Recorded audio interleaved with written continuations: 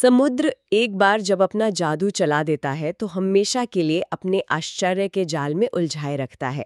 Jack कुस्टो के ये शब्द हमें याद दिलाते हैं कि महासागर कितने विस्मयकारी और महत्वपूर्ण हैं। आज हम इसी गहरे नीले विस्तार के भविष्य से जुड़े एक अहम विषय पर चर्चा कर रहे हैं, उच्च समुद्री संधि यानी हाई सीज ट्रीटी। हाल ही में 60 से ज्यादा देशों ने इसकी पुष्टि की है और सुना है ये जनवरी 2026 से लागू होने वाली है। हमारी आज की ये गहरी पड़ताल द हिंदू में प्रकाशित एक अहम लेख पर आधारित है। हमारा उद्देश्य है इस संधि के जो सबसे जरूरी पहलू हैं उनको समझना, इसके लक्ष्य क्या है और हाँ, वो कौन सी चुनौतियां हैं जो इसके रास्ते में आ सकती हैं। ये विषय यूपीएससी के उम्मीदवारों के लिए देखिए मुख्य और प्रारंभिक दोनों परीक्षाओं के नज़रिए से बेहद अहम है और साथ ही उन सभी के लिए भी जो हमारे ग्रह के महासागरों के स्वास्थ्य को लेकर फिक्रमंद है। इस संधि का वैसे औपचारिक नाम है बायोडायवर्सिटी बियॉन्ड नेशनल जुरिस्डिक्शन यानी BBNJ समझौता। तो चलिए इसे खोलकर समझते हैं, देखते हैं कि इसमें क्या खास है। तो सबसे पहले ये संधि आखिर है किस बारे में, मतलब इसका मूल मकसद क्या है? देखिए, दुनिया के 2/3 से ज्यादा महासागर किसी देश की सीमा में नहीं आते हैं ना। ये खुला समुद्र या हाई सीज कहलाते हैं। अब तक इन विशाल समुद्री इलाकों की देखभाल के लिए, वहां की जो जैव विविधता है उसके संरक्षण और संसाधनों के इस्तेमाल के लिए कोई एक मजबूत अंतर्राष्ट्रीय कानून वो था नहीं। ये संधि एक तरह से इसी कमी को पूरा करने की कोशिश है। इसका मुख्य उद्देश्य है राष्ट्रीय अधिकार क्षेत्र से परे, यानी इन खुले समुद्री इलाकों में समुद्री जीवन की विविधता को बचाना और वहां जो भी संसाधन मौजूद हैं उनका इस्तेमाल इस तरह से करना कि वो भविष्य के लिए भी बचे रहें, जिसे हम सतत उपयोग या सस्टेनेबल यूज कहते हैं। और ये ज़रूरी इसलिए भी है क्योंकि ये खुले समुद्री इलाके जलवायु परिवर्तन, ज़रूरत से ज़्यादा मछली पकड़ने, जिसे ओवरफिशिंग कहते हैं, और बढ़ते प्रदूषण जैसे खतरों का सामना कर रहे हैं, है ना? बिल्कुल। ये संधि इन खतरों से निपटने के लिए एक, आप कह सकते हैं, व्यापक ढांचा बनाने का प्रयास करती है। इसके कुछ मुख्य तत्व हैं जिन पर गौर करना जरूरी है। पहला है समुद्री आनुवांशिक संसाधन, मरीन जेनेटिक रिसोर्सेज, MGRs। ये क्या है? ये गहरे समुद्र में पाए जाने वाले जीव या सूक्ष्म जीव हो सकते हैं जिनमें कुछ खास गुण हों, जिनका इस्तेमाल मान लीजिए दवाएं बनाने या दूसरे औद्योगिक कामों में हो सकता है। संधि इन्हें मानव जाति की साझी विरासत मानती है, common heritage of human kind. इसका सिद्धांत ये है कि ये किसी एक देश की संपत्ति नहीं बल्कि पूरी मानवता की धरोहर हैं। इसलिए संधि इस बात पर जोर देती है कि इनसे जो भी लाभ मिलें, चाहे वो वैज्ञानिक जानकारी हो या पैसा, उनका बंटवारा सभी देशों के बीच निष्पक्ष और बराबरी से हो। Fair and equitable sharing of benefits. साझी विरासत, ये सुनने में तो बहुत अच्छा लगता है, पर क्या ये व्यवहारिक है? इस पर हम आगे जरूर बात करेंगे। और कौन से मुख्य तत्व हैं इसमें? जी, दूसरा अहम तत्व है क्षेत्र आधारित प्रबंधन उपकरण, area based management tools, ABMTs। इसे आप ऐसे समझ सकते हैं जैसे जमीन पर नेशनल पार्क या वाइल्ड लाइफ सेंचुरीज होती है ना, वैसे ही समुद्र के कुछ खास हिस्सों को बचाने के लिए समुद्री संरक्षित क्षेत्र यानी मरीन प्रोटेक्टेड एरियाज, MPAs बनाए जा सकते हैं। संधि एक प्रक्रिया बताती है जिसके तहत ऐसे महत्वपूर्ण समुद्री इलाकों की पहचान करके उन्हें विशेष सुरक्षा दी जा सकती है। और इसमें एक दिलचस्प बात यह है कि ये संरक्षित क्षेत्र न सिर्फ समुद्री जीवन को बचाएंगे, बल्कि ये जलवायु परिवर्तन के जो बुरे प्रभाव हैं उनको झेलने की हमारी क्षमता, क्लाइमेट रेजिलियंस, उसको भी बढ़ाएंगे और लंबे समय में खाद्य सुरक्षा, फूड सिक्योरिटी में भी मददगार होंगे।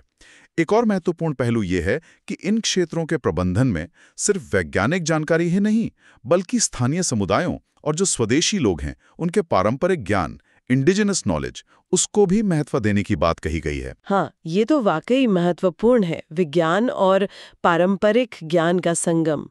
अच्छा, और तीसरा तत्व? तीसरा है पर्यावरणीय प्रभाव आकलन, एनवायरमेंटल इम्पैक्ट असेसमेंट्स, EIAs।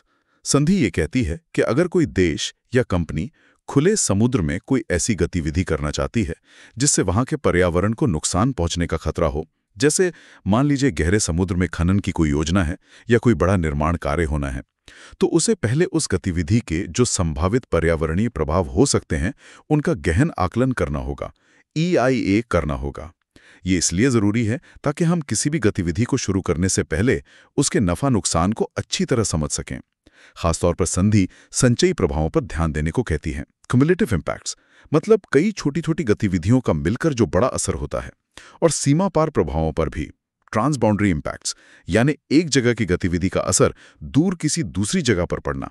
सोचिए अगर कई देश एक ही इलाके में छोटी छोटी खनन परियोजनाएं शुरू कर दें तो सबका मिला-जुला असर कितना बड़ा हो सकता है। EIA इसी का आकलन करेगा। ये तो हुई संधि की मोटी मोटी रूपरेखा, लेकिन इस मुकाम तक पहुंचना आसान नहीं रहा होगा। इसकी कहानी क्या है? काफी समय लगा इसमें, है ना? जी हाँ, ये सफर काफी लंबा रहा है, लगभग 2 दशकों का। इसकी जरूरत असल में तब महसूस होने लगी थी जब ये साफ हो गया कि 1982 का जो समुद्र के कानून पर संयुक्त राष्ट्र कन्वेंशन है, UN क्लोज, जो समुद्री शासन का एक आधारभूत ढांचा माना जाता है, वो राष्ट्रीय सीमाओं से परे समुद्री जैव विविधता BBNJ के संरक्षण और प्रबंधन के बारे में ज्यादा कुछ नहीं कहता। उसमें इस पहलू पर आप कह सकते हैं स्पष्टता की कमी थी। तो फिर बातचीत कैसे शुरू हुई? मतलब ये कमी महसूस हुई फिर? हाँ, तो 2004 में संयुक्त राष्ट्र महासभा UN जनरल असेंबली ने इस मुद्दे पर विचार करने के लिए एक तदर्थ कार्य समूह बनाया, एक एडहॉक वर्किंग ग्रुप। धीरे धीरे सहमति बनी कि भाई एक नए कानूनी रूप से बाध्यकारी समझौते की जरूरत है। इसमें काफी उतार चढ़ाव आए, देशों के बीच मतभेद थे, लेकिन हाँ, यहाँ वाकई दिलचस्प हो जाता है। 2011 तक आते आते दुनिया के देश मोटे तौर पर 4 मुख्य मुद्दों पर बातचीत करने के लिए तैयार हुए। यही MGRs, ABMTs, EIAs और साथ में चौथा, विकासशील देशों की क्षमता बढ़ाना और उन्हें तकनीक देना, capacity building and technology transfer, ताकि वो भी समुद्री संरक्षण और अनुसंधान में बराबर की भूमिका निभा सकें।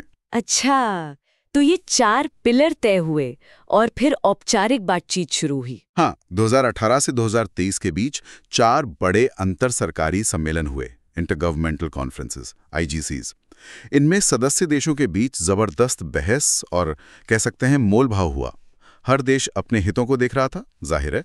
आखिरकार काफी जद्दोजहद के बाद मार्च 2023 में समझौते के अंतिम मसौदे पर सहमति बनी और फिर जून 2023 में इसे औपचारिक रूप से एक संधि के रूप में अपना लिया गया। अब इसे लागू होने के लिए कम से कम 60 देशों द्वारा पुष्टि यानी रैटिफिकेशन की जरूरत थी, जो कि हाल ही में पूरी हो गई है। ये तो वाकई एक ऐतिहासिक उपलब्धि है, लेकिन जैसा अक्सर अंतर्राष्ट्रीय समझौतों के साथ होता है, कागज पर सहमति बन जाना एक बात है और उसे जमीन पर उतारना बिल्कुल दूसरी। क्या इस संधि के सामने भी कुछ बड़ी चुनौतियां या कहूं मुद्दे हैं? बिल्कुल हैं, और ये चुनौतियां काफी गंभीर भी हैं। पहला बड़ा मुद्दा, जिसकी आपने पहले भी बात उठाई थी, वो है 2 पुराने और स्थापित सिद्धांतों के बीच का टकराव या कहें कि संतुलन बनाने की कोशिश। मानव जाति की साझी विरासत और उच्च समुद्रों की स्वतंत्रता, freedom of the high seas. हाँ, इसे थोड़ा और समझाइए। ये दोनों सिद्धांत असल में कैसे टकराते हैं? देखिए, साझी विरासत का सिद्धांत कहता है कि खुले समुद्र के संसाधन, खासकर MGRs, वो सबके हैं और इनसे मिलने वाला फायदा भी सबको मिलना चाहिए, खासकर विकासशील देशों को जिनके पास गहरे समुद्र में खोज करने की तकनीक या शायद उतना पैसा नहीं है। दूसरी तरफ उच्च समुद्रों की स्वतंत्रता का सिद्धांत है, जो UN इंक्लोज में भी स्थापित है। वो देशों को खुले समुद्र में जहाज चलाने, मछली पकड़ने, वैज्ञानिक शोध करने वगैरह की काफी हद तक खुली छूट देता है, अप्रतिबंधित अधिकार देता है। अब सवाल ये उठता है कि आप MGR से होने वाले लाभ को साझा कैसे करेंगे, जब कुछ देशों के पास उन्हें निकालने और इस्तेमाल करने की स्वतंत्रता और क्षमता दोनों ज्यादा हैं। संधि ने MGRs को साझी विरासत कहा तो है, लेकिन विश्लेषण करने पर यह लगता है कि यह सिद्धांत पूरी तरह से लागू नहीं होता है।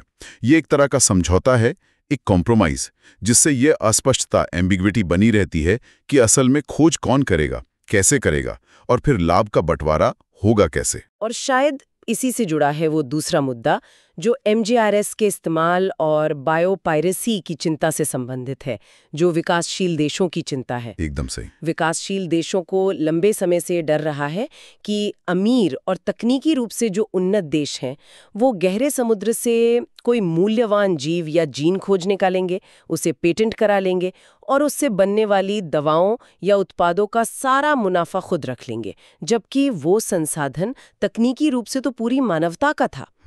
इसी को मोटे तौर पर बायोपायरेसी कहा जाता है। उन्हें चिंता थी कि वैज्ञानिक खोजों के फायदों से उन्हें एक तरह से बाहर रखा जा सकता है। तो क्या संधि इस चिंता को दूर करती है? क्या लाभ बंटवारे का कोई स्पष्ट तरीका बताया गया है? संधि में लाभ साझा करने की बात तो है, दोनों तरह के लाभ, मौद्रिक यानी मॉनेटरी, पैसे के रूप में, और गैर मौद्रिक, नॉन मॉनेटरी, जैसे कि वैज्ञानिक डेटा साझा करना, विकासशील देशों के वैज्ञानिकों को ट्रेनिंग देना या तकनीक हस्तांतरण करना। एक ढांचा बनाने की कोशिश तो की गई है, लेकिन यहाँ एक महत्वपूर्ण सवाल खड़ा होता है। संधि में ये साफ साफ नहीं बताया गया है कि इन लाभों की गणना कैसे होगी। मान लीजिए किसी गहरे समुद्री बैक्टीरिया से कैंसर की कोई चमत्कारी दवा बनती है और उससे अरबों डॉलर का मुनाफा होता है, तो उस मुनाफे का कितना हिस्सा और किस प्रक्रिया से उन देशों तक पहुंचेगा जिनके पास उस बैक्टीरिया तक पहुंचने की तकनीक ही नहीं थी। ये जो तंत्र है वो भी बहुत अस्पष्ट है और इसे लेकर भविष्य में विवाद होने की काफी संभावना नजर आती है। ये तो वाकई एक जटिल पहेली लगती है। और क्या चुनौतियां हैं इसके सामने? तीसरी बड़ी चुनौती है दुनिया की बड़ी ताकतों का रवैया। देखिए, किसी भी अंतर्राष्ट्रीय संधि की कामयाबी इस पर बहुत निर्भर करती है कि दुनिया के ताकतवर देश उसे कितना मानते हैं, कितना गंभीरता से लेते हैं। लेकिन इस मामले में अमेरिका, चीन, रूस जैसे कुछ बड़े और प्रभावशाली देशों ने अभी तक इस संधि की पुष्टि नहीं की है, राटिफाई नहीं किया है। जब तक ये बड़े खिलाड़ी पूरी तरह से साथ नहीं आते, तब तक संधि का असरदार होना, उसका प्रभावी कार्यान्वयन वो मुश्किल है। उनकी गैर मौजूदगी इसे कमजोर कर सकती है। और चौथी चुनौती, आपने 4 पिलर बताए थे, चुनौतियां भी लग रहा काफी हैं। हाँ, चौथी चुनौती है मौजूदा अंतर्राष्ट्रीय संस्थाओं के साथ तालमेल बिठाना। देखिए, खुले समुद्र के कुछ पहलू पहले से ही दूसरी संस्थाएं देख रही हैं, जैसे अंतर्राष्ट्रीय सीवेज अथॉरिटी है, ISA, जो गहरे समुद्र में खनन गतिविधियों को नियंत्रित करती है, या फिर क्षेत्रीय मत्स्य प्रबंधन संगठन है, RFMOs, जो अलग अलग समुद्री इलाकों में मछली पकड़ने के नियम तय करते हैं। अब ये नई BBNJ संधि आ गई है। अगर हम इसे बड़ी तस्वीर से जोड़ें तो ये जरूरी है कि BBNJ इन पुरानी संस्थाओं के साथ मिलकर काम करे, उनके अधिकारों या जिम्मेदारियों को अनदेखा ना करे। ऐसा ना हो कि नियमों का एक और जाल बन जाए और समुद्री शासन, ओशियन गवर्नेंस और ज्यादा बिखर जाए, फ्रैगमेंटेशन हो जाए। इन सभी संस्थाओं के बीच एक सामंजस्य बनाना होगा ताकि कानूनी टकराव ना हो, लीगल कॉन्फ्लिक्ट्स ना हो और समुद्र का प्रबंधन ठीक से हो सके। तो इन सब बातों का निचोड़ क्या निकलता है? मतलब क्या ये संधि वाकई कोई बड़ा बदलाव लाएगी? देखिए, ये संधि निश्चित रूप से एक महत्वपूर्ण कदम है, इसमें कोई शक नहीं। ये UN क्लोज की जो कमियां थीं उन्हें दूर करती है, खासकर खुले समुद्र के लिए। ये पहली बार है कि इन विशाल समुद्री क्षेत्रों के संरक्षण और सतत उपयोग के लिए एक एकीकृत इंटीग्रेटेड कानूनी ढांचा बनाने की कोशिश हुई है। EIS और ABMTs के लिए विज्ञान आधारित जरूरतें तय करना और लाभ बंटवारे के सिद्धांत को भले ही थोड़ी अस्पष्टता के साथ शामिल करना, ये सब सकारात्मक बातें हैं। लेकिन चुनौतियां भी उतनी ही बड़ी हैं, जैसा आपने बताया। मतलब उम्मीदें हैं पर चिंताएं भी। हाँ, चुनौतियां गंभीर हैं। MGRs और साझी विरासत वाले मुद्दे पर अस्पष्ट भाषा एक बड़ी बाधा बनी हुई है। लाभ बंटवारे का तंत्र असल में कैसे काम करेगा ये देखना होगा। समुद्री संरक्षित क्षेत्र MPS सिर्फ कागज पर ना रह जाएं, इसके लिए उनकी लगातार निगरानी, रेगुलर मॉनिटरिंग और ज़रूरत के हिसाब से उनके प्रबंधन में बदलाव, डायनामिक मैनेजमेंट करना होगा। ये बहुत ज़रूरी है। और सबसे बड़ी बात, BBNJ को कामयाब बनाने के लिए हमें जलवायु परिवर्तन, जैव विविधता और महासागरों का स्वास्थ्य, इन तीनों को एक साथ जोड़कर देखना होगा। एक लचीला और प्रभावी प्रबंधन, रिजिलिएंट मैनेजमेंट तभी संभव है जब हम समझें कि महासागर सिर्फ संसाधनों का भंडार नहीं, बल्कि हमारे ग्रह की जलवायु को नियंत्रित करने वाला एक जटिल और जिंदा सिस्टम है। संक्षेप में कहें तो उच्च समुद्री संधि खुले समुद्रों के संरक्षण की दिशा में एक ऐतिहासिक पहल जरूर है। ये MGRs के लाभ बंटवारे, क्षेत्र आधारित प्रबंधन यानी ABMTs या MPAs और पर्यावरणीय प्रभाव आकलन EIS के लिए एक महत्वपूर्ण ढांचा देती है। और हाँ, जो लोग UPSC की तैयारी कर रहे हैं उनके लिए तो ये विषय अंतर्राष्ट्रीय कानून, पर्यावरण शासन, सतत विकास लक्ष्य, खासकर SDG 14 जो है जल के नीचे जीवन, और विकसित बनाम विकासशील देशों के बीच के मुद्दे जैसे शक्ति संतुलन और सहयोग, इन कई आयामों से जुड़ा है। तो ये मुख्य और प्रारंभिक परीक्षा दोनों के लिए बहुत महत्वपूर्ण बन जाता है। बिल्कुल, लेकिन जैसा हमने चर्चा की, साझी विरासत सिद्धांत की व्यावहारिकता पर सवाल है, लाभ बंटवारे की अस्पष्टता है, बड़ी शक्तियों की आनाकानी है और मौजूदा संस्थाओं के साथ तालमेल की चुनौती भी है। ये सब इसके सफल होने पर बड़े प्रश्नचिन्ह लगाते हैं। भविष्य बताएगा कि दुनिया के देश इन चुनौतियों से कैसे निपटते हैं। और यहाँ सोचने के लिए एक सवाल ये भी है कि क्या ये संधि सच में समुद्री संसाधनों के प्रबंधन में वैश्विक सहयोग का एक नया दौर शुरू कर पाएगी, या फिर अलग-अलग देशों के अपने स्वार्थ, साझी विरासत जैसे ऊंचे आदर्श पर भारी पड़ेंगे। ये देखना भी दिलचस्प होगा कि भविष्य में जो गहरे समुद्र की खोज करने वाली नई तकनीकें आएंगी, जैसे रोबोटिक्स है, एआई है, जेनेटिक सीक्वेंसिंग है, वो इसके लाभ बंटवारे के तंत्र को कैसे प्रभावित करेंगी। क्या तकनीक इस बंटवारे को और मुश्किल बनाएगी या शायद आसान कर देगी? ये भी एक अहम सवाल है।